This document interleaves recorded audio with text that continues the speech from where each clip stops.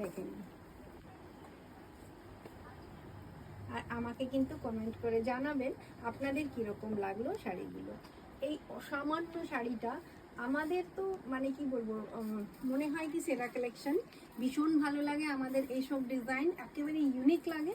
তো আপনাদের কীরকম লাগছে আপনারা কিন্তু অবশ্যই একবার আমাকে কমেন্টে জানাবেন। আর আমি ভেতরটা খুলে দেখিয়ে দিচ্ছি কতটা সৌন্দর্য এই শাড়িটার ভিতরে রয়েছে। পিওর কটন, এই কটনের একেবারে মখমলি একটা কটন, যেটাকে আমি টাচ করলে আমার কি বলবো খুব কমফর্ট লাগে, ঘুম পেয়ে যাবে, এত সফট সুন্দর একটা শাড়ি। ভেতরটা দেখুন, দেখুন তো এটা আপনাদের ডিজাইনার শাড়ি মনে হয় কিনা, আর কোনো এলিগেন্ট জায়গায় এটাকে আপনারা পরতে পারবেন কিনা। মানে আপনি হাসতে হাসতে যে কোনো একটা সুন্দর খুব খুব হাই কোনো কি বলবো সোসাইটিতে এটা সুন্দরভাবে ক্যারি করতে পারেন। এটা আপনি পেয়ে যাচ্ছেন